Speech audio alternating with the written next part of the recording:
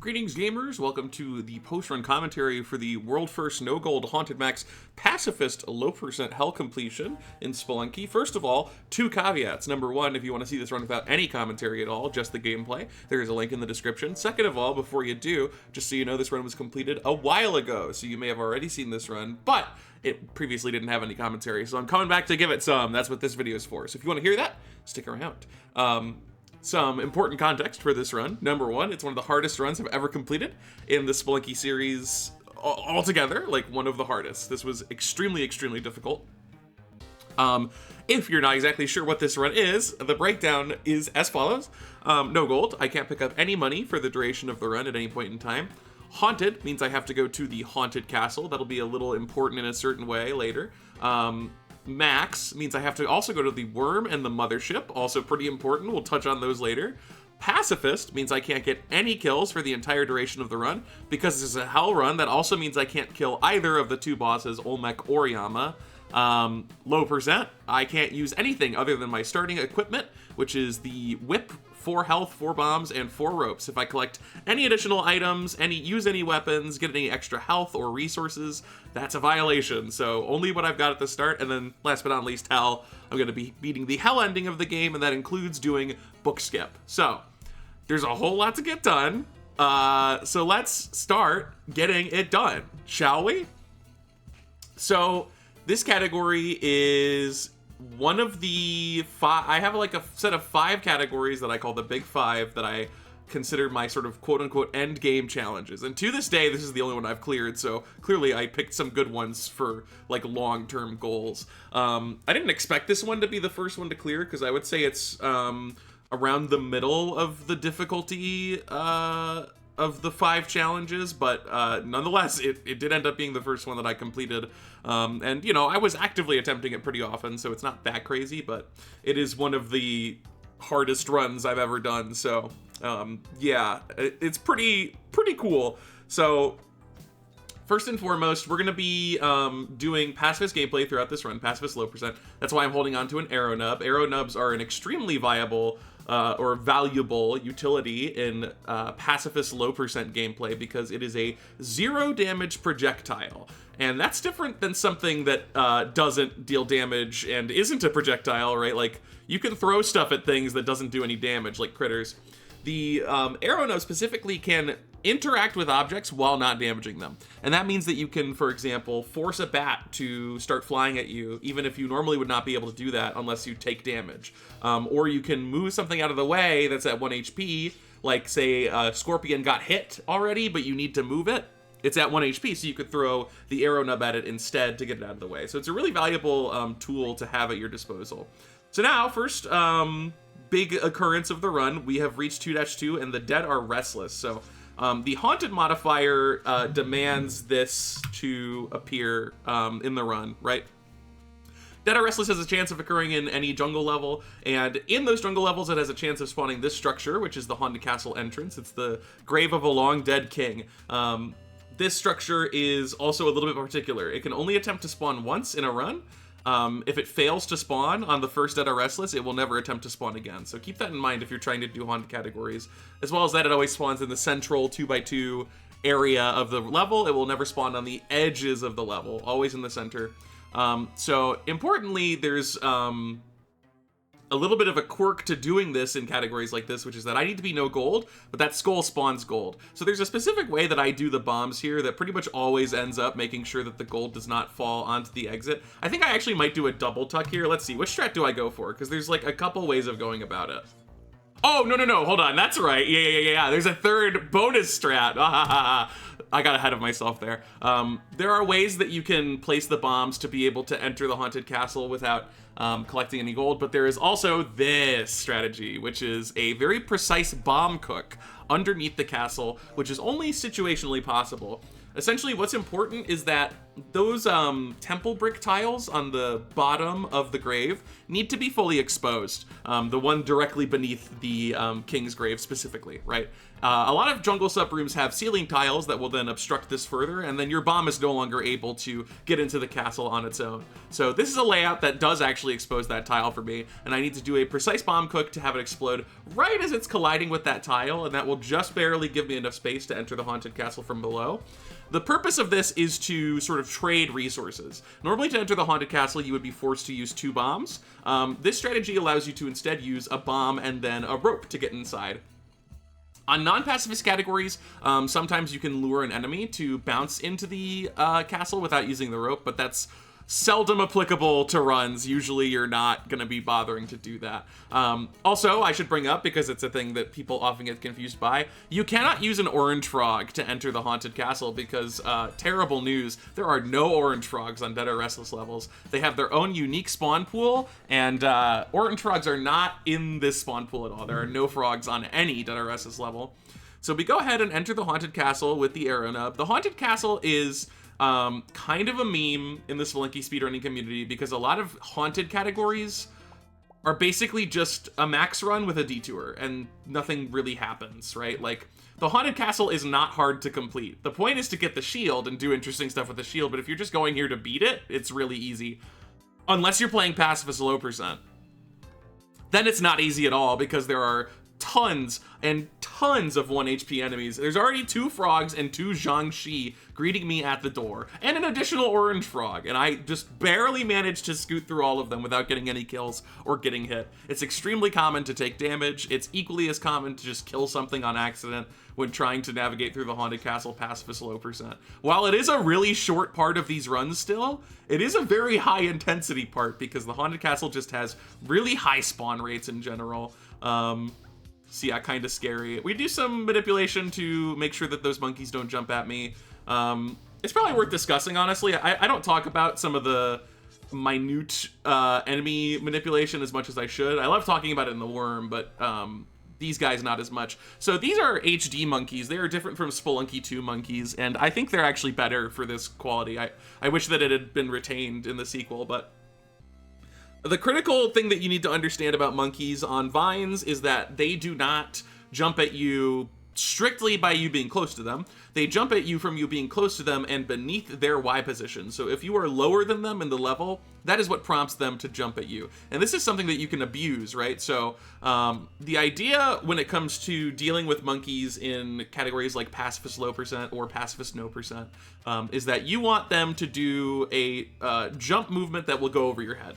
And so generally that means you're going to be sort of running at their position while also then going beneath them, or like grabbing a vine that is a vine position that is beneath their jump arc, right? So it's important to understand exactly how monkeys jump and move in categories like this so that you can consistently evade them. So in this case, I drop down here. I know that that monkey's gonna jump directly over the tiles that I land on, and then I can just move on to the next vine. There's a scary frog here that tries to destroy me, but I just keep climbing up because I know he's not gonna reach me. And then this monkey, you have 2 options, right? So one option that I could do is climb down this vine and then do a little jump to the side. Interestingly enough, the position that the monkey is grabbing the vine is important. This monkey's grabbing the vine on the right, so if I climb down the vine, he actually won't jump at me. I'm not close enough. I would have to jump over a little bit. That's one option for me to deal with him. If he was grabbing the left, he would actually just jump the moment I climb down. Instead, what I like to do is I jump over him, because like I said, they only jump at you when you're underneath them. Now that jump ended up being a little spicy when I landed on the tile. I knew it would happen, but it was a little worse than I would have preferred. Unfortunately for me, on this run, I do get soft locked by a tiki trap there. If that was confusing to you, unfortunately, this is something I discuss a lot in my no percent runs. The game does attempt to not soft lock the player. It really does, but it doesn't do a perfect job. And tiki traps are one of the main culprits of this particular issue. This tiki trap generated on top of a 2-tile wall, which turned it into a 4-tile wall, which is interesting because I can only climb 2-tile walls, not 3, and certainly not 4. If there was a caveman or tiki man that spawned in this pit down here, I would be able to utilize him to actually bypass this, but unfortunately no such luck. I am forced to use one of my precious ropes, and that's pretty horrible, as you'll find out later in the run. because of some of the other requirements. So we're now on to the ice caves, which are generally not too bad, but we're not really going to be playing much of the ice caves because we've got some special levels to visit. The first being the worm. So in order to get to the worm, that pink glob over there, we need to find the damsel in the level, the little doggy, and bring it there. Importantly, we also need to verify that the dog is not going to die in a way that I get trouble for once we enter the worm, because I'm not bringing the dog with me. That's really important. If the dog gets sent into the worm with me, I will gain 1 additional health, and that is a low % violation that is not allowed. So, thankfully for me, the dog spawned in a position that is good. However, it's not perfect. I need to get back up to the worm, and I don't have the ability to do so without using a rope or stomping on an enemy. So that's what that Yeti over there is for. He's going to save me one of my precious ropes, which is really, really critical because later on we're going to be using those ropes to probably enter the Mothership. The Mothership, in the vast majority of the seeds that you'll play, will require 2 ropes to enter if you don't have any mobility, which obviously we're low %. We don't have any mobility at our disposal. So using a rope here would have been like, the run's probably over, right? So we need to use that Yeti to make sure that the run still has a chance to survive. I also elect to instead bring a landmine with me at this point, because while the arrow nub is fantastic, a landmine is just a little bit better in general. So I'm going to be holding on to this to deal with any terrain soft locks, to potentially just dig through a scary situation, what have you. So the worm. The worm is a very interesting level in categories like this because it is kind of hilarious. So if you've seen in other categories, you might have heard me talk about how dangerous the worm is and how I need to play very cautiously and do AI manipulation to cause worm babies to sort of leave the area that I'm in. Well, in categories of this level of difficulty, I elect to do something different. And if you've watched my streams, you see me do this all the time. If you've only watched YouTube runs, you've probably not seen this very often. So essentially these UFOs are going to become my best friends in the whole wide world. I am going to use them to complete the worm in a different way than usual, to say the least. I have dug out the entrance platform to give me a spot to stand on that doesn't require any tiles to exist. So you can see here that when UFOs shoot me, they kind of miss. Isn't that interesting? And because they can't break platforms, I get to remain on that platform indefinitely. So, okay, that UFO shot me and it missed. I can stand on a platform and be indefinitely shot at, in theory.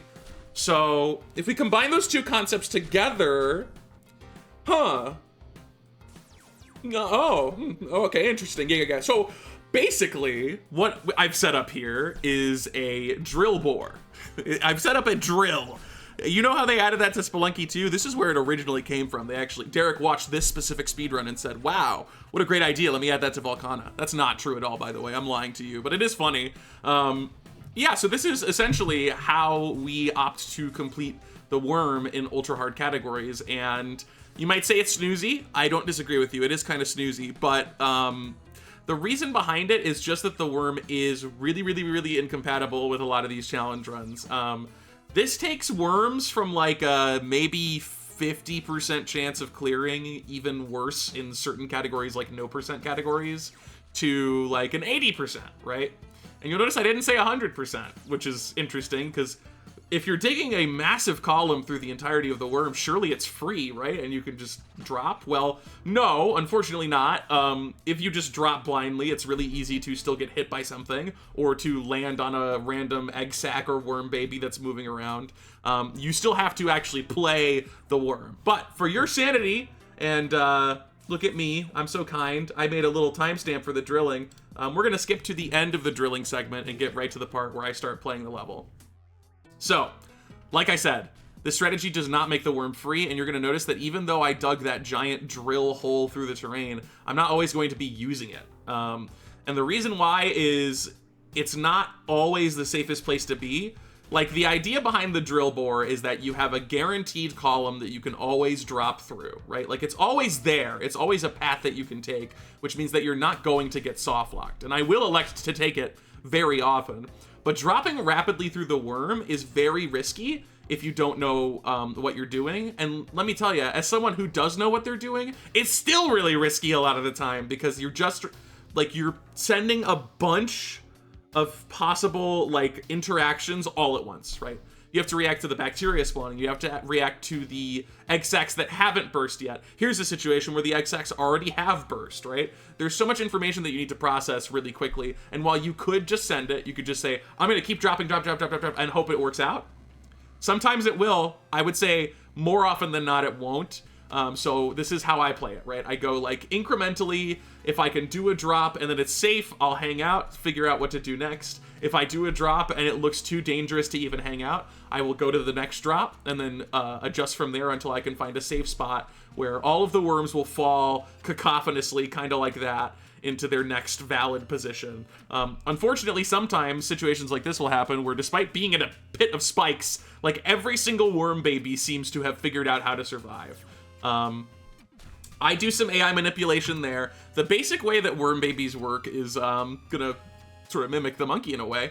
When they are below you in the worm, they just maneuver back and forth and they don't drop down. So wherever they're standing, they'll just go back and forth and back and forth if they can. You'll see that some of them are on a single tile and are just standing there because, like I said, they're not going to drop down at all.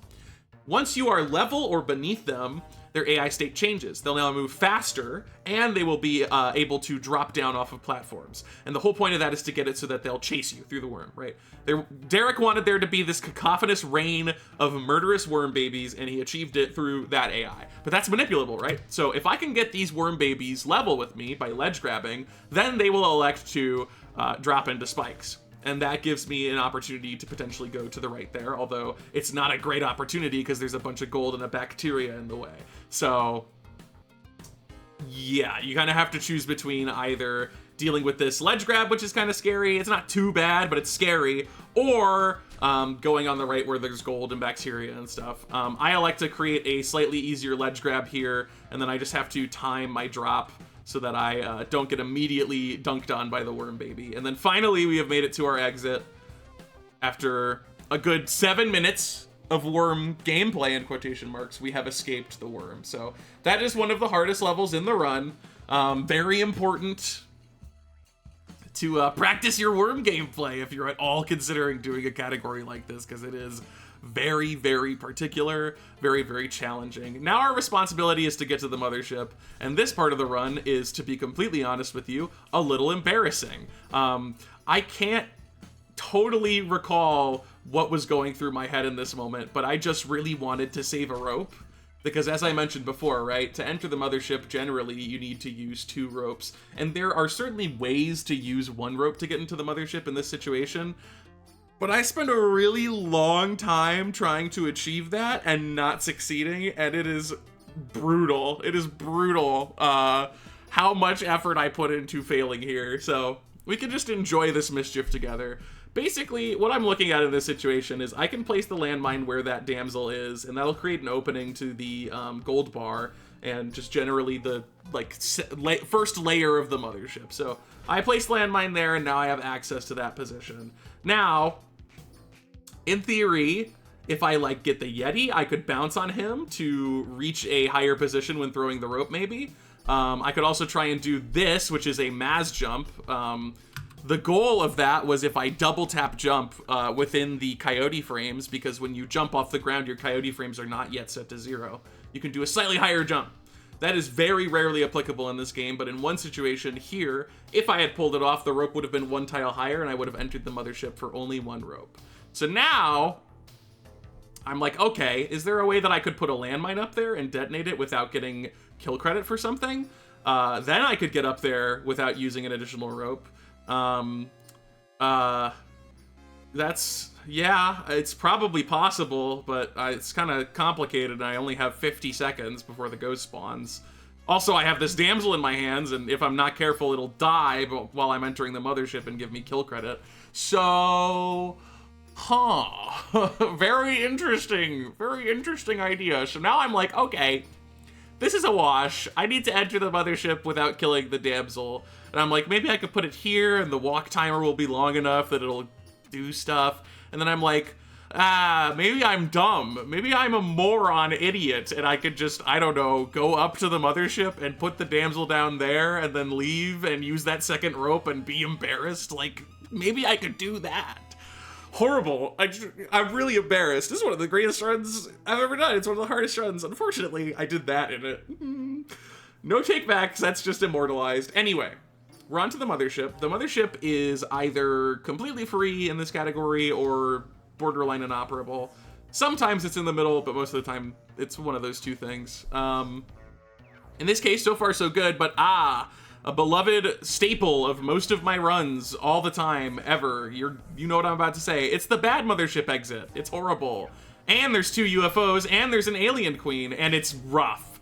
I'm just gonna let this play out, and then we're gonna break it down step by step, okay? Yeah. When I said it's rough, I meant that it's rough. I was not kidding about that. So, yeah, I get out of there. I'm alive. Let's discuss the issues with this exit, with this nice full view of it, right? Let's break down the situation that I have been presented with. Number 1, this is the bad Mothership exit. The reason why it's the bad Mothership exit is that it's put on an elevator cycle for you to be able to reach it. I cannot climb up to that exit from either of the subrooms on the side. I don't have the opportunity to just get up there. I have to use the elevator cycles to get up there. So, great. That means that I can't just get to this exit. I have to wait until I'm given permission to. And I don't know if you've noticed, but this is one of the worst possible places that the concept of waiting could ever be applied to, okay? Because I have 2 turrets that are currently locked onto me, 2 UFOs in the exit area, and an alien queen that is constantly locking onto me with a 10 damage projectile, right? So let's break it down a little further, because there's more to this in a pacifist context, right? So in other runs, it would be pretty easy to just smack one of the turrets and then not really care. I do actually end up doing that in this run, and it doesn't punish me, but the problem with turrets is that it's easy to accidentally get kill credit if you're not being cautious. And I was spared from that fate on this occasion. I don't like interacting with turrets because you can get kill credit from them. Additionally, the UFOs up top, I can't kill them. I'm not allowed to kill them. So I have to either make sure that I enter the exit in a way where I don't have to interact with them, or I have to sacrifice one of my 4 health to face tank through them and then get to the exit that way. And all of this needs to occur while I am not, like, I need to be moving at all times because of the alien queen. So I start out by whipping the turret. I don't like doing that. That is not something I'm fond of doing. Also, one of the UFOs does die right away, which is good. But I don't like whipping that turret.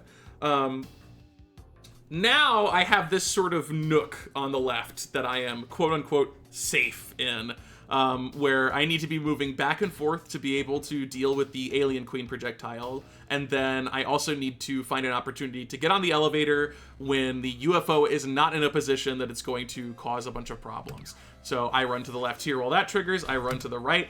That alien lord projectile freaks me out, but dissipates in time. Then I try and get on the elevator, but it's not meant to be. But importantly, I've sort of identified something that's happening here and is like absolutely critical to how to play the subroom if you see the opportunity arise, which is that UFO is digging out the chunk of terrain that's overhanging the exit, which is kind of nice because it means that I will A, not have to run into the UFO, and B, I could potentially climb up on those force fields and jump to it, right? So that's an option now, but in the moment, my thoughts are not that deep. In the moment, I'm like, oh, UFO digging. I'm gonna die. UFO digging.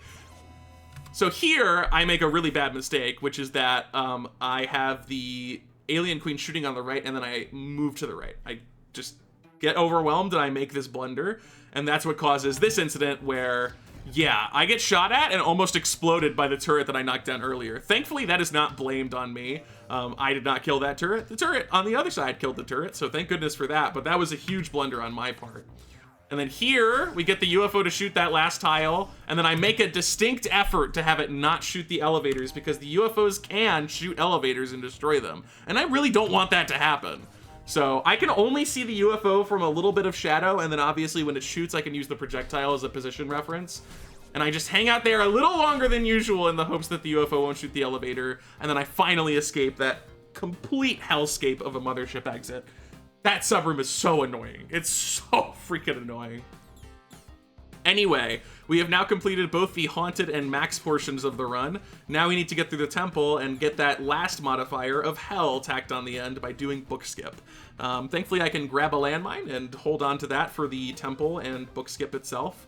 I can elect to save a bomb by holding the landmine all the way through to the end of book skip and using it to do the final bomb, which is necessary for book skip. But there is no reprise in this run because this temple has immediately caused huge issues. So let's backtrack a little bit and sort of go through it from my perspective, right? So I look down here, I see that the path goes down and to the left, so I can just drop on here, and then Anubis appears, and this is where everything starts to go horribly wrong, and there's immediately several issues present in the situation. So let's sort of break down the reason that this is so tremendously bad. Because Anubis is firing over there and I don't have information about what the subroom is beneath him, I cannot make the move to aggressively try and outrun him, right? Because more than likely there's just lava down there by Anubis, right? So instead I'm going to have to take a moment to be in this subroom instead, and deal with everything that's on screen. And some of it is obvious, right? There's a mummy that's going to be coming down in a moment. So if I'm hanging out on the left side, the mummy is going to be targeting and murdering me. So I can't be hanging out on the left side of this lava pool. I need to be hanging out on the right side of the lava pool. There are two issues on that side of the lava pool, actually three. One of them is that there's actually a foreground decoration on the right side of the lava pool. You see that little bird made of stone sticking out of the freaking rock? That's an issue because a gold bar can hide behind that foreground decoration and be perfectly obscured. I'm going to have to just take that risk. I don't have an option. So if there's a gold bar there, the run is over. Additionally, there's a caveman down there. The caveman seems relatively innocuous, but he's in a position that I could landmine out of. And he's going to complicate that idea tremendously, right? It's going to be so much harder to use a landmine in that situation while also making sure not to kill him and juggling his body with the landmine that I'm holding. There's not a lot of real estate. Last but not least, the lava pool itself will be spawning magma men constantly. And magma men can easily bump into me, deal damage to me, knock me into the lava. All of that is going on in this one instance, all because Anubis decided to spawn where he did. So, first things first, I land here, and while I know I can't progress safely immediately, I do have time to at least look down. And I confirm, yes, in fact, there is a lava subroom down here. Now, to be completely honest with you, I think that the absolute right play here was to jump to the left side of this lava pool and attempt to manip Anubis to the right and try and just push it as quickly as I could. However, I didn't do that. It was too scary in this moment for me to commit to doing that on a run like this, so I elect to stay and chaos ensues. But just for clarity, I think that that was the right thing to do. So, I'm freaked out. The mummy is coming. I need to go to this side. I need to stomp this caveman and hang out in the nook. I have just enough space here. When I am on the right side of this tile, when I was on the left side of this tile, that mummy did not drop in the lava. Once I moved to the right side, it was exactly enough space for him to drop into the lava. If he didn't, the run is over. I have no way of escaping the situation. Thankfully, also, there was not gold on this particular tile, so that's good. But now I have injured that caveman. He's now at 2 HP, meaning I have even less I can do. And this here is the moment where I played it out very succinctly for you in that multiple minute explanation, but in the run, no time had passed, and I'm thinking I need to landmine out of here, and then I stomp the caveman and realize I don't have real estate to do that. I have to put the landmine here, but I can't really do that, so I'm like, okay, now what do I do, right? What is the play to get out of this situation? I do not elect to do the thing that I told you is the best move. It is kind of a mistake the way that I go about this here. I don't blame myself. This is not like the Mothership thing earlier where I'm horribly embarrassed by it. This is a really difficult situation, and it's very reasonable to not make the best possible play here. Also, can I remark how lucky I am that none of these magma men are striking me. Very, very fortunate. So now we still have Anubis in my face, making my life horrible. So we're gonna have to very quickly do that flip hang and then not panic, because here's the thing about Spelunky running and what makes some of these challenges so hard. I am of the opinion that most Spelunky players would have lost the run right then and there, because I think instinct is just a drop, drop, drop. And if I had dropped on that second ledge, you can just barely see that there were gold chunks from a terrain piece that I blew up earlier, right? So even right now, I'm just holding the down input, right? I've grabbed this ledge and the only input I'm holding is down. And it's so easy in this high intensity situation to just say, Z, drop, go straight onto gold, right?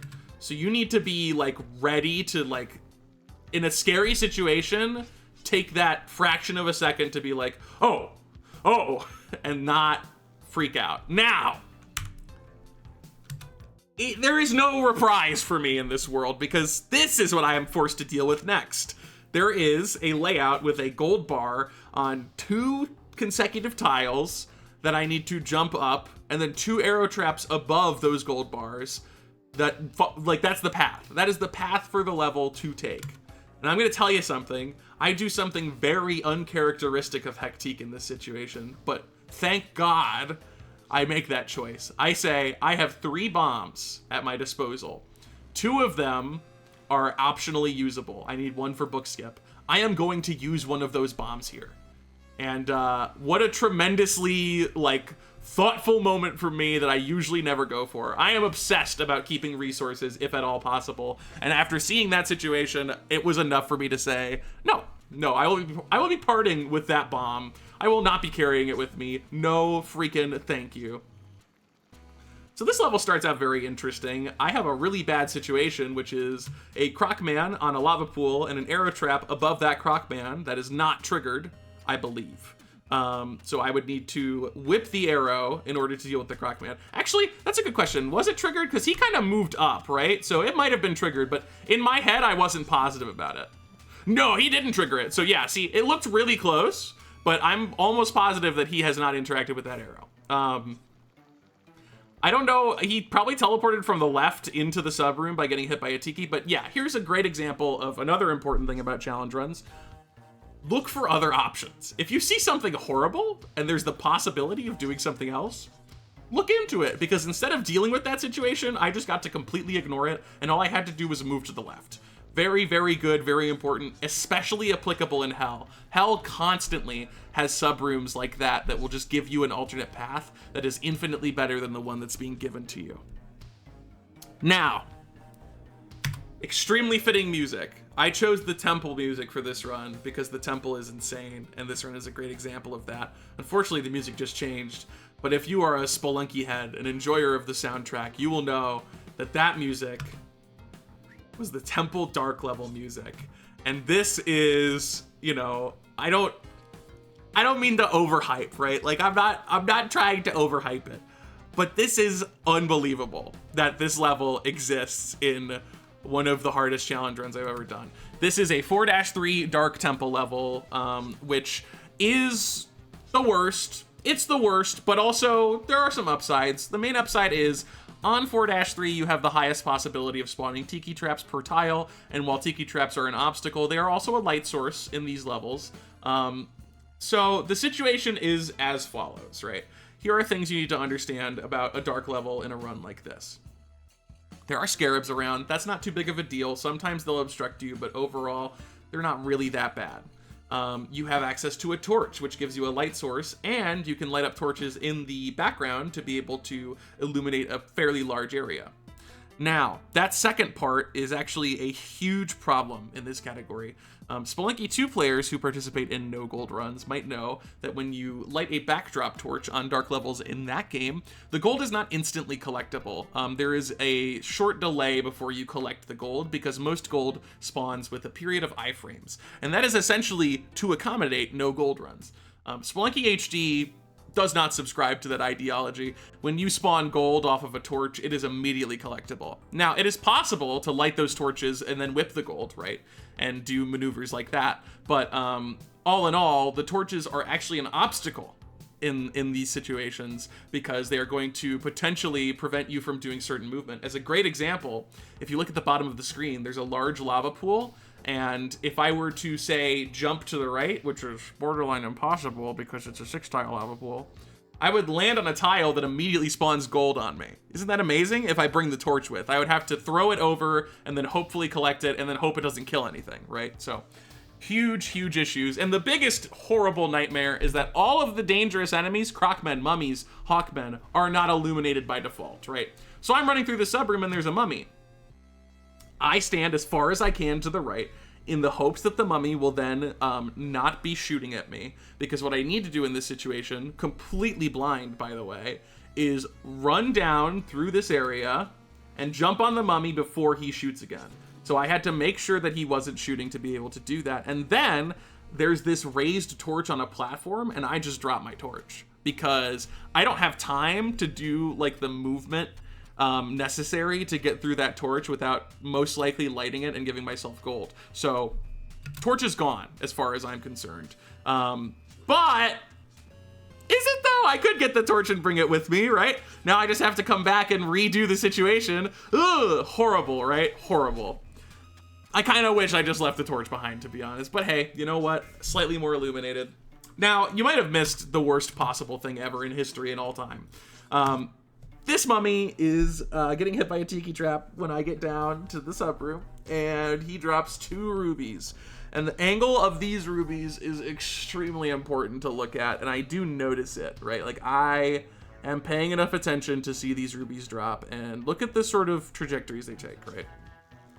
So they've sort of spread themselves out, and they've spread themselves out really poorly. So one of the rubies is barely visible. It is, I don't know if you can even see it, right? You need to be looking really close, but that Hawkman kind of has a little nub on his forehead. That's a ruby, actually. That's the ruby behind him. That's the sort of center point of that ruby. These rubies are so perfectly spread out that it is hard to land anywhere down here, and I need to land down there to be able to progress through the level. I don't really have any other choice. I could try and go back up and bomb around it by moving up on that crush trap, but that has a chance of just killing me, to be clear.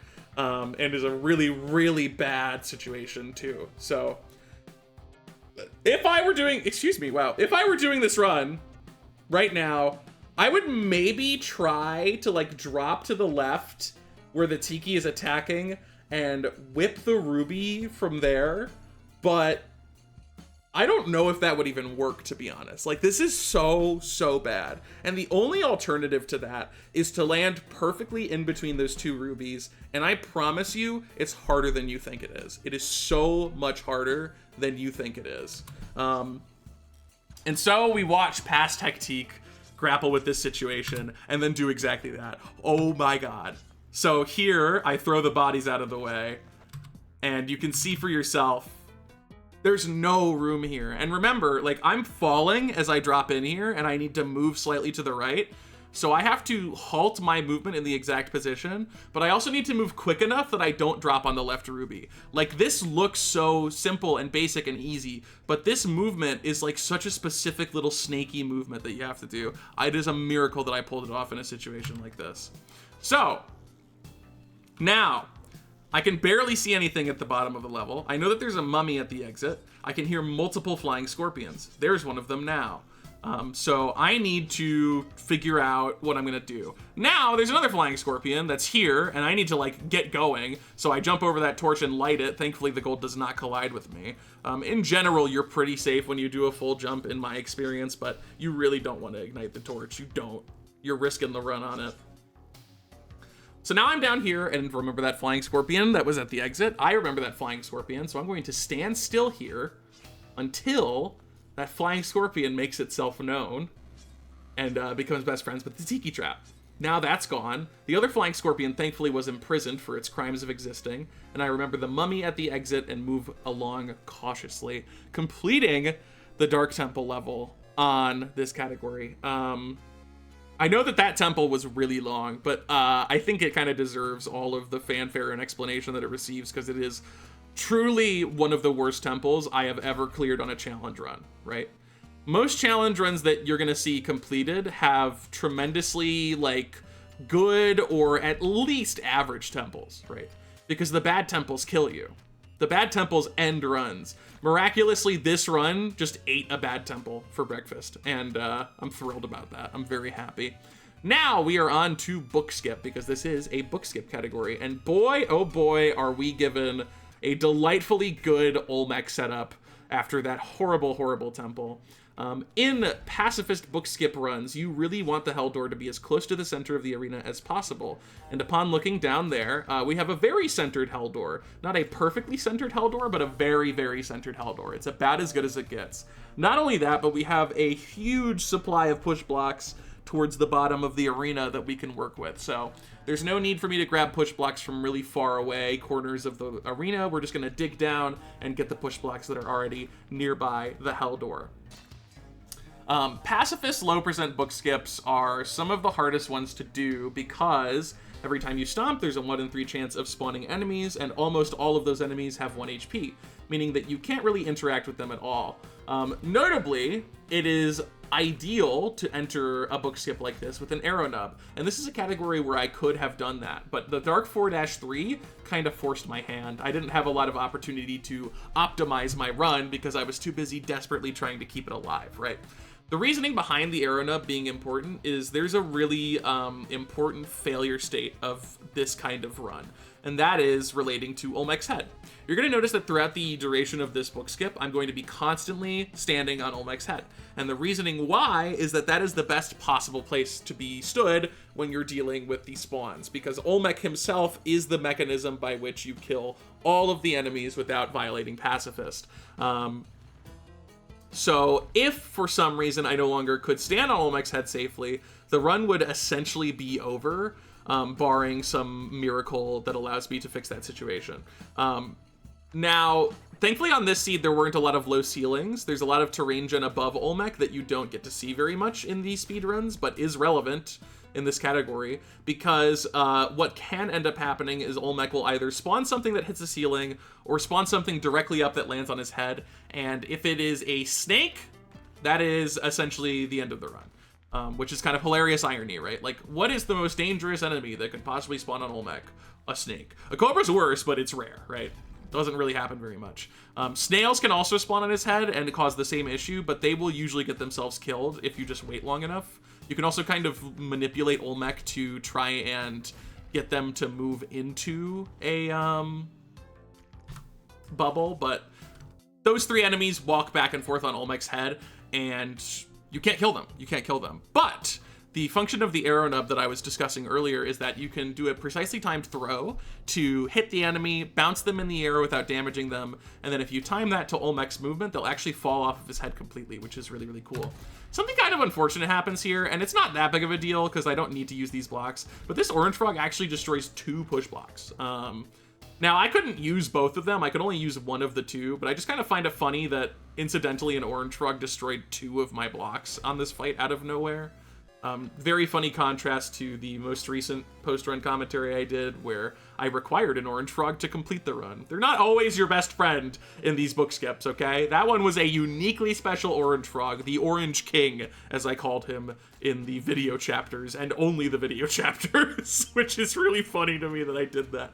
Anyway, there's a flying scorpion here, which is like messed up. They're quite rare. They're not actually that big of a deal. You do need to wait for them to wake up after being stunned like that. Otherwise, you can and probably will get the kill credit for them dying. Same things happen with the Hawkman at the start. If you whip the Hawkman, even though he's already stunned, you're suddenly in trouble. And if he gets crushed while, like right after you whip him, then you lose Pacifist. It's very funny. So now we're at the point where I am digging out the push blocks themselves. We need to get a stack of 3 push blocks in the form of EDX. And if that doesn't make sense to you, look at a QWERTY keyboard now, immediately. Are you looking at a QWERTY keyboard? If you have to Google it, I understand. Quickly, hurry, hurry, hurry. Yeah, so it's basically a staggered shape where the top block is to the left of the middle block, but to the right of the bottom block, right? That's sort of the way of describing that shape in words, and it's not very helpful. That's why I tell you to look up the EDX shape, because it's way easier to look at it than to hear it explained in words. That push block shape is important for 2 reasons. Number 1, if the push blocks are stacked perfectly aligned vertically, then when you push them off of an edge, one of them will get crushed. I don't know why. I don't know why it does that. It just does. It's very weird and unfortunate.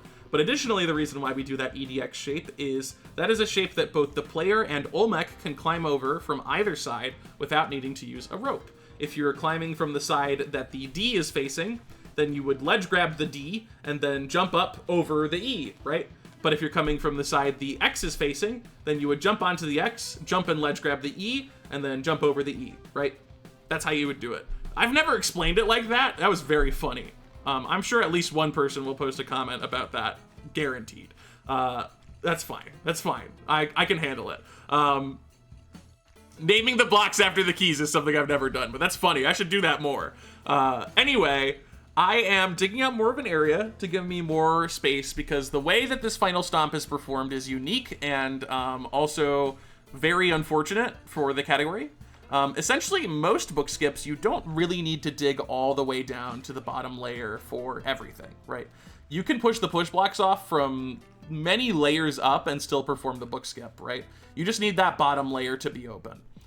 In Pacifist book skip runs, the way that we perform it needs to result in us leaving before Olmec dies, and as a result, the strategy that we implement requires us to be at the bottommost layer completely. So I have to dig out much more than usual, and like I said, that's really bad for the category we're running, because the more stomps you do, the more enemies that can spawn, and therefore, the more problems that we will have, right? So very unfortunate that that is the case. Here I'm trying to deal with this monkey enemy that has spawned, and it is not very cooperative. The Olmec stomp movement is just not working out, so I just end up manipping the monkey slightly and then sorting out like that. I really don't like interacting with monkeys, but I should start doing it more because it's not that scary. It's just, I don't know. I'm worried something will happen that I don't expect it to, and then my run ends. Here's a great example of how we kill bats in this category. Flying enemies are a huge, huge problem, especially bees, because bees are horrible.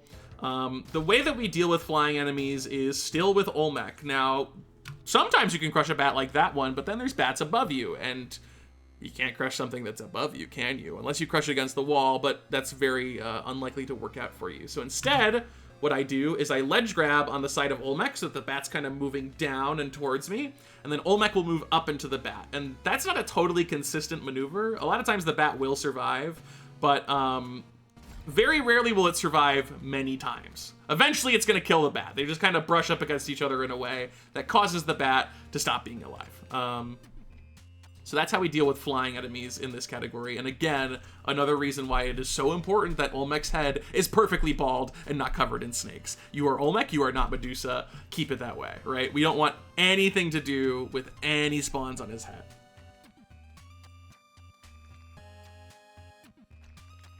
So now, I think I'm being weird right now, which is to say that I'm trying really hard to destroy this gold. I don't know why I'm doing this.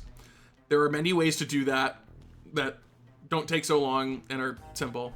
Very weird moment from my brain, but it's fine. I just really wanted to get rid of the gold, I guess. Nonetheless, I'm gonna move on at this point and stop being weird. We are still trying to unearth the 3 blocks. We are very nearly done. And then once the 3 blocks are unearthed, we will have to dig out the remaining area to give us space to do the strat. And then at that point, we will do the scariest final stomp of all book skip variants, the Pacifist low percent version. Very, very frightening. I am always upset doing it. You might think that as a seasoned book skip player that I would not be afraid doing some of the stomps. No, this one scares me. It always has, it always will. I will never be comfortable doing this book skip ending because it is spooky. And if you think it's not, you're gonna think it's spooky. You're gonna see it and you're gonna be like, you're right, that was spooky. I thought I was beyond this emotion as a human being, but no, I have been spooked thoroughly. Fortunately for me, I keep getting spawns and that's slowing me down a lot, right? I have to deal with them. Leaving them around is a really horrible idea that I don't want to partake in. So we're gonna slowly but surely deal with all of them, make sure that I don't have to suddenly be ambushed. I was gonna say, I would be surprised if I let this monkey stick around. You might think like, oh, not a big deal, what's he gonna do? Well, he's gonna do something when another enemy spawns up there and I need to deal with that, right? So it's future-proofing, right? We don't want any situation to suddenly be a problem. There you go, Heck. See? The gold got rid of itself naturally. What were you doing earlier? Why were you doing all that? Anyway, that monkey wasn't doing anything then, but it could be doing something later, and that something could be run ending, right? So we need to get rid of it now while it's easy instead of waiting later until it's really important and also way harder. So right here, I'm looking and I'm being like, okay, I need to figure out what to do to finish up this Olmec fight. One thing that's important that I haven't quite explained on some of my Pacifist book skip runs is that, unlike normal book skip, where you can drop the blocks anywhere in an Olmec-sized region around the Hell Door, you need to actually drop the push blocks directly onto the Hell Door for the Pacifist version. Now, that's not because of any of the book skip mechanics, right? If Olmec stomps the Hell Door, that's what opens it, right? It's not him stomping the block on top of the Hell Door. It's just that the blocks allow him to stomp the area the Hell Door is in. So you can put the blocks over here, or on the ruby, or over where the gold chunks are. As long as he stomps the Hell Door, he will destroy it. The push blocks don't need to be on it. The reason the push blocks need to be on it for this fight is because I can't ride Olmec into Hell. If Olmec is in the lava, he's dead and I got kill credit. I have to use push blocks to enter Hell. So I need to push the blocks onto the Hell Door and use them as a platform during the book skip, which is part of the reason why it is so terrifying. So this is Hectique thinking. This is ancient Hectique thinking with his very small brain that has a weird obsession with crushing gold overzealously. And essentially I'm trying to figure out what tiles I do and don't need to stomp to create enough of an area to complete the fight on. Because I need a little bit of room on both sides of the Hell Door, and the space that I have currently is kind of not a lot of room. So I'm either going to just try and make it work with what I've got, or I'm going to have to do a bunch of extra stomps to open up the area. I believe in this situation I elect to not do the additional stomps, and I think that that's correct. My memory's a little stale because this run is very old. I did watch it recently, but it's hard to remember everything you do in a 41-minute long run, right? Like, that's a lot of information to keep in your brain. But yeah, so that's just barely enough room that I've opened up, if I'm not mistaken. Looking at the terrain, I believe that that's like exactly enough space. So that is the correct move, although it is scary to do stomps so close to a giant wall, even though it's stair-stepped in the way it is to help me kill enemies. Imagine that like a frog spawns 3 steps up, immediately jumps onto Olmec's head, and then I have to deal with that. That's a pretty scary situation that does arise. So every time I'm doing a stomp next to a really tall wall, that's one of the reasons why I'm so upset about it. And that's also the reason why having a Hell Door really close to the sides of the arena is bad. It's because you're going to be constantly doing stomps forcibly against sheer walls that aren't even stair-stepped, right? They're going to be completely flat walls that drop something directly onto your head. It's horrible. I like to change which push block I'm using here just because it makes crushing that gold easier. It means I have to do just a little bit less work, which is nice. The privilege of having a bounty of push blocks. You get to be a little pickier with which ones you use.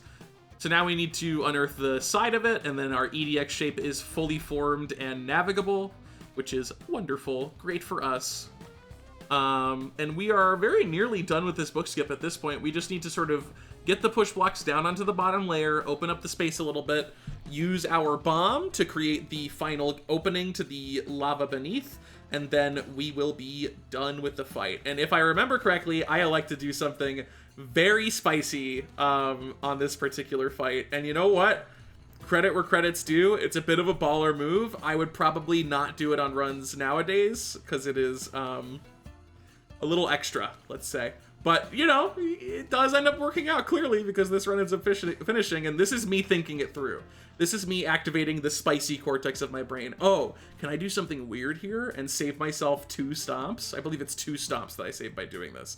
And I would say that's not a lot, but I would also say that might be the difference maker that this run succeeded. Those 2 stomps could have spawned a bunch of bees, right? And if that happens, well, there's bees on my screen. That means I lose by default. So first things first, I open up the right side of the push blocks here so that I am able to potentially push them to the left once the area opens up. Then I get rid of the spawns that were created as a result of that. And then I believe the spiciness is activated. Because I elect to use a bomb like this. So the reason why this is sort of spicy and exotic is I'm going to have to do... Let me let the bomb go off, right? So it destroys 2 extra tiles there. That's how I'm saving some stomps, right? The problem is now I have to push these blocks over the edge. And then I need to stomp on this side to drop the blocks down, without breaking any of the blocks, which is kind of exotic. It's a very interesting way to do this, and it does save stomps, like I said, but it's quirky. And also I need to push the blocks over so that Olmec doesn't fall into the lava early, right? You don't want that to happen. So cool way that I ended up saving stomps on this fight by being a little creative with the terrain. But also a little scary, a little spicy, admittedly. So then I lure him over to the other side. That was also why I did that stomp, to open the blocks earlier so that I could push it here and then do this stomp, right? So now everything is set up for the final stomp. When I do these final stomps, I believe I go and look at Moss ranking on this run to remind myself how to do it, to make sure I do it right. I think I literally pause here to open up my phone and check Moss ranking. And you might say, why didn't you pause the timer? Well, people are stinkers about it. So people don't like... In the Spelunky community, we don't like pausing, even on challenge runs. And I personally, I would disagree, but I will play by the rules. I'm fine with it.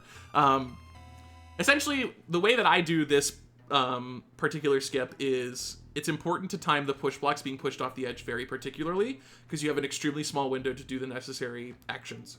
So what I do is I look for the second to last motion, right? I'm going to wait for Olmec to not be one motion away, but 2 motions away from the final stomp. And when that second landing, like the second to last landing happens, that's when I push the blocks off the edge. And that's what I'm currently watching on my phone, probably at this very moment on this very run. We can move ahead a little bit to get to the part where I finished watching it on my phone. So I'm going to do a little test run where I move Olmec over and then see where his second to last motion is. It looks like it's up there, or rather, yeah, it's up there, I think, that I want to do it. Maybe I should watch the run in real time because I'm suddenly having a brain fart. But nonetheless, I do my test motion there. I know when I want to push the blocks off based upon Olmec's movement cycles. Now we're going to do the real version where I actually push the blocks off. So I'm going to be watching Olmec closely, moving him up there. And then, yeah, so this was a weird situation because of the layout, basically. I had to push it slightly differently because I couldn't lure him from where he was in his second position. So as he was falling, I opt to push it. And that means that this book skip only barely works out. This is one of the first few frames that the stomp could succeed at. And that's technically a good thing. Like, you want to do it as early as possible because of the next part. But interesting that that's like sort of a problem that happened on this run. He's so high up there that I can't push the blocks while in aggro radius, so I have to aggro him, then immediately push the blocks, right? So here is that scary part. Yeah, that's not very fun, huh? So the reason we have to do this is because we need to move Olmec out of the way to gain access to the door, and then we need to quickly get on the push blocks and enter the door before they've sunk too low to qualify as a platform anymore. So I stand in this position to have Olmec move over and begin to stomp me, and then Olmec will stomp those tiles instead of the push blocks and land on the push blocks, which keeps him above the lava, and I just do the door animation, and I don't get crushed here. Now, fascinating Spelunky fact, bam, right? Here, let me show you funny frames. You can see for a little bit. Oh, huh. I didn't know the lighting effects. What? Really? The lighting gets, like, broken by the screen shake? Fascinating. Yeah, there's some frames where I'm just in Olmec here. Isn't that great? He's giving me a little kiss. This only works if you do not enter the door perfectly. If you are perfectly centered on the door, for some reason, the door animation does not save you, and I do not know why. I am the only person who has ever been affected by that because I randomly did that on a run, got killed by it, and then Soul Arrow figured out why it happened. And it happens to be perfectly centered door entries do not save you in this situation. Very funny thing that ended a cool run I was doing. Anyway, we have made it to Hell. Hell is unfortunately no reprieve. There are no reprieves on this run. Hell is very difficult in Pacifist low percent as well as no gold. There are soft locks potentially, though I do have a spare bomb. And then there are things like this. This Jiangxi is in a horrible position. If I drop, I'm going to stomp him. There's no way around that. Interestingly, the game does present me with a pot to my left. And what's funny about that is if I throw that pot at the wall and it spawns some form of gold, it will fall on the Jiangxi and kill it, turning my enemy softlock into a gold softlock, which is worse, because I can actually fix this enemy softlock. That movement is exactly what I need to do. I did not expect to immediately get it, so I don't immediately act upon it. And I mostly just wanted to prove it was possible. If I jump to the right side of the tile, when the Jiangshi is centered on the tile, he will elect to jump to the right because I am to the right of him. Unfortunately, Jiangshi jump cycles are completely random, so I have to guess when he's going to jump, and then make sure that I never fall down, because if I fall at any point, I'm killing him. So this happens for a little bit, until eventually I get it, and then do some really scary movement to get past him. It's totally possible for that run to end right there if the Jiangshi decides to give me the worst possible RNG. That can happen. Thankfully it didn't. Now there is a vampire over a pit of spikes, and there are a few ways that you could deal with this situation. If it was me today, I would just whip the vampire. I would just whip it, it's fine. Whip the vampire. Whip the vampire, Hectique. Hectique, why are you thinking so hard about this? Are you gonna be weird? Oh, you're gonna be weird. Okay, got it, Hectique. Yeah, that works too. Don't get me wrong. That works too. But just whip the vampire. Just whip the vampire in that situation. Don't be me. Don't be cute about it. Whip the vampire.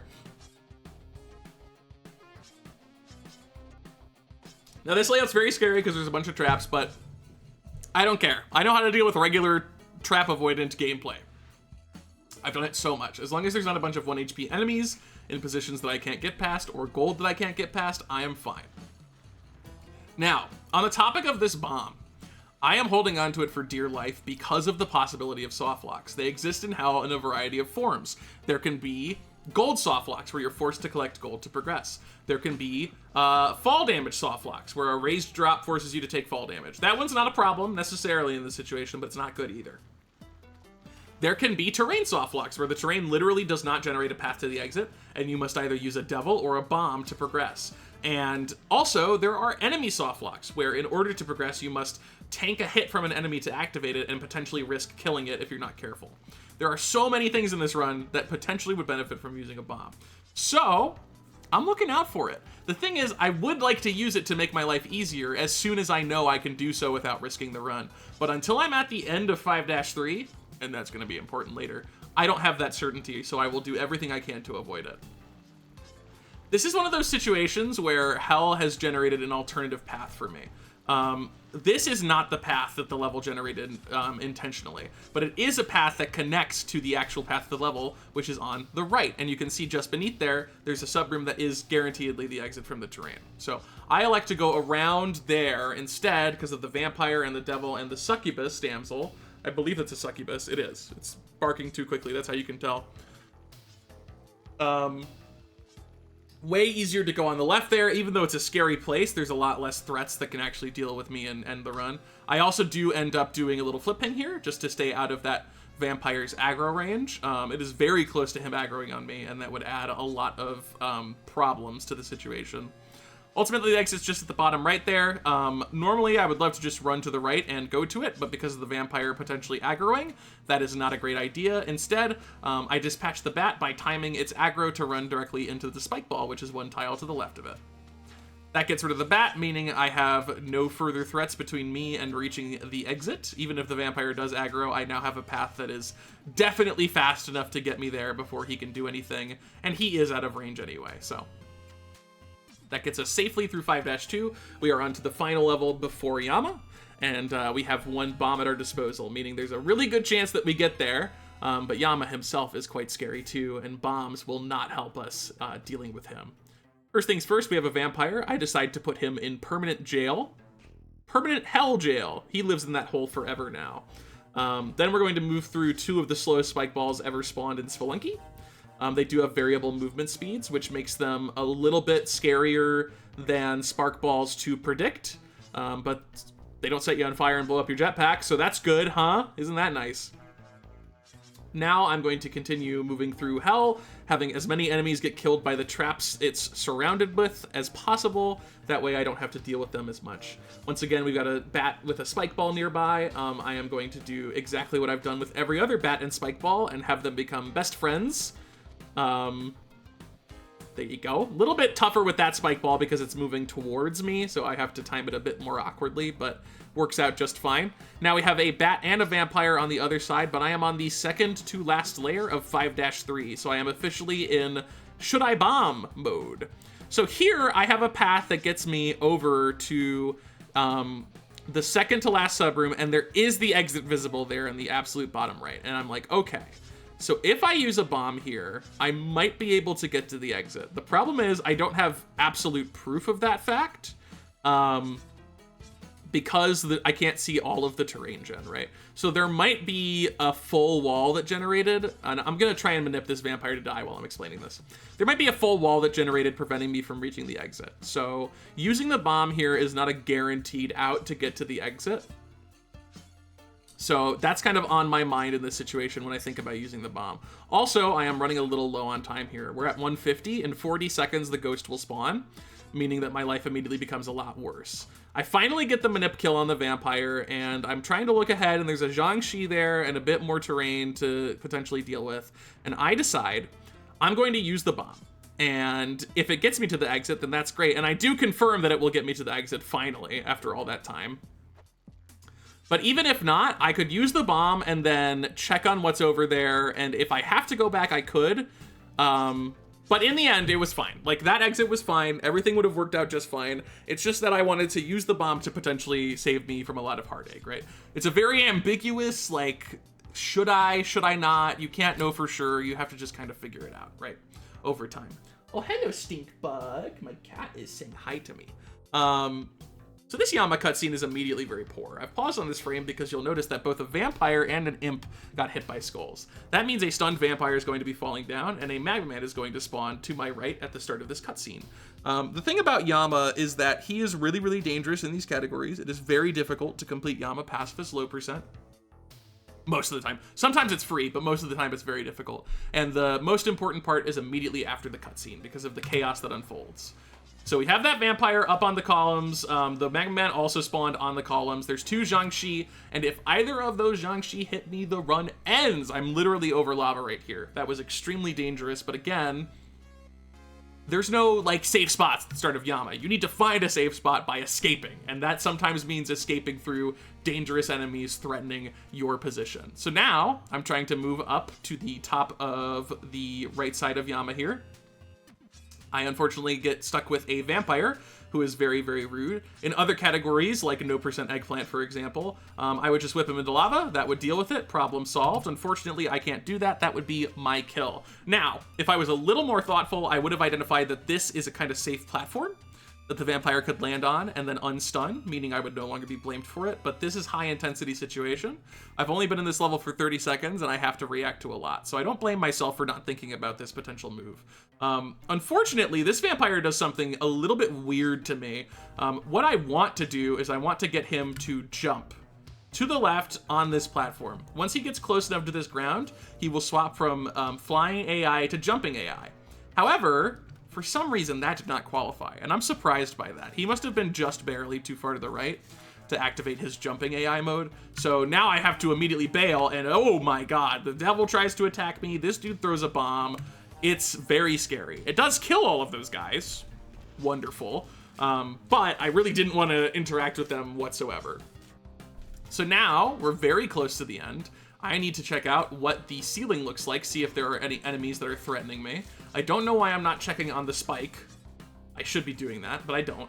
Thankfully, there are no enemies on the ceiling in this area, meaning that I can get up there and do the skull whip without being heavily contested in the process. And then I just check to make sure that the tiki trap area is also safe. This maneuver is dumb, okay? This run was performed in a brief period of time where I was like trying to test out this idea where I whip the skull from the chain. This is dumb. Don't do this. I quickly decided not to do this anymore after a few more runs, but this was just incidentally in an era where I was trying to do this. The idea was you can see the skull falling down if you're on the chain, so you could react to the skull instead of reacting to the slam. Don't do that. Watch the no percent eggplant run, or not the no percent eggplant run. Watch max no percent hell, I think, and check out the bin whip that I do in that run. And no gold haunted max chain low hell. Any run where I am just killing Yama normally, check out how I do the whip there. It's infinitely better than this. Don't do this. Nonetheless, I did that, and now I'm heading to Yama. We pick up his face. When you get hit by a skull, you do drop his head, but you don't take damage, which is good. And then in this situation, I kind of approached a little slow, maybe because I did a really weird, dumb strat a moment ago that slowed me down. That could be why. So I elect to pause here for a second until Yama does his attacks. He unfortunately does a double Magma Man attack, which is horrible. You want him to punch. You want him to do 2 punches, right? But he did double Magma Man, which means I have to wait until all the Magma Man are gone. And then we're going to do a Pacifist strat. This strat is something that I need to do big disclaimers on because this strat is not as clean as it looks. The way I do it is very specific. That is important, okay? You need to drop from the ledge onto the Tiki and then tuck his face in there. And the reason why you need to do that is because Tiki Trap aggro or ownership is a little bit quirky. The way that movement happens makes it so that my body triggers the Tiki Trap. I, the player, have triggered the Tiki Trap. Counterintuitively, you are not responsible for the Tiki Trap when you trigger it. If you trigger a Tiki Trap, that's not your bad, okay? You are not in trouble for that. However, if you are in ownership of some other thing that then causes the Tiki Trap to be triggered, for example, you pick up a corpse and use that to trigger a Tiki Trap, the corpse is assigned to you, and then the Tiki Trap understands that and blames you for whatever it ends up killing, right? So, when I'm doing that tuck, it's really important that I drop into it like that and trigger it with my body and not Yama, who I'm holding, because I have ownership of Yama. If Yama triggers the Tiki Trap, I get blamed for it. If I trigger the Tiki Trap, nobody gets blamed for it. Very unintuitive, but very important to understand if you're going to do these challenge runs, because this is the moment you do not want to mess up. Losing at this exact moment, which I have done. The reason we discovered this incident is because of a run that I lost on Pacifist Chain Low Percent Hell, back when I didn't have a clear, by the way.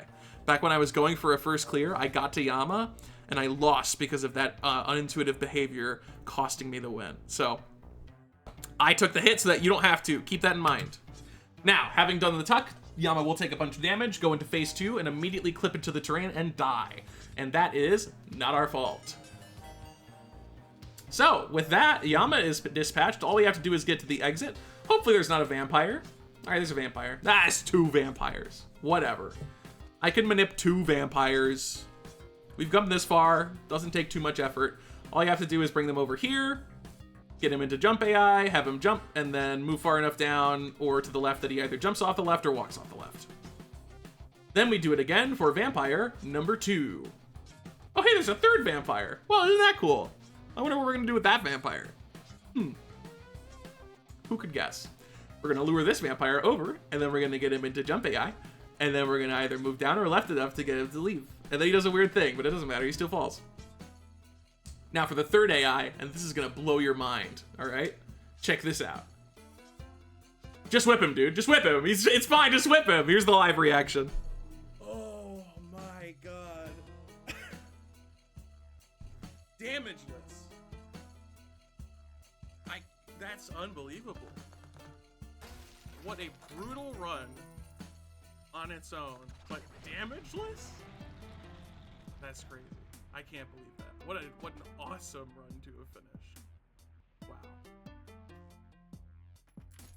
Wow. Oh. The Olmec stomp to do book skip universally stresses me out. Yeah. It's so annoying. Yeah, it does. Woo! Oh, man. And that's it. There you go. Pretty cool run, huh? Pretty neat and interesting. I was a fan of it. I hope you liked it too. And yeah, as I mentioned, that's one of the hardest challenges I've ever done. It's part of the Big 5. If you'd like to know what the Big 5 are, those are No Gold, Haunted Max, Pacifist, Low Percent Hell, Max, Pacifist, No Percent, Pacifist, No Percent Hell, No Gold Max, Pacifist, Chain Low Percent Hell, and No Gold, Haunted Max, Pacifist, Chain Eggplant. Those are the 5 ultimate super endgame goals of mine. 2 of them I've gotten to Yama. 1 of them I've gotten out of the Mothership, and the last one never happens. It's so insanely rare. Hello, Stinkbug. She's so mad at me. She's so mad at me right now. Yeah, thanks for watching. I hope you enjoyed it. If you did, hit the YouTube buttons and such. They like when you do that. They like when you hit the YouTube buttons. They're like, oh, we put those there to be hit. Thank you. Thank you so much. Oh. If I, watch this. Hit the like button. I think it lights up. Hit the subscribe button. I think it lights up. Did it? I don't know. I don't think the hype button lights up. This is an ongoing thing. Let me know how you liked the video. If you enjoyed the commentary, if you thought it was good, if you think there should be more, if you think there should be less. I'm happy to accommodate any and all of those concerns. We will be doing more post-run commentaries in the near future of runs like this. If you would like me to do post-run commentary of a specific run, tell me, and I will consider that for which ones I choose. I have some ones that I really want to do, but if you all are like, oh, I really want to see this one, tell me, and then I will consider doing it, especially if multiple of you say that run. So let me know if there's any runs that I've done that you would like me to give more insight on, and I'm happy to do that. Thank you. Have a splendid day. Have a tremendous day. Don't have too good of a day though. Like, if it's just a normal day, it shouldn't be that good. But like, relative to normal days, make it like better than average, if at all possible. And if not, I'm sorry. Hopefully this made it a little bit better. Just like a smidge. Just like a little sparkle in your eye. Like a small sparkle, but not a big sparkle. I have to stop recording this video. I have to end it. I'm so sorry. Thank you for watching. Have a great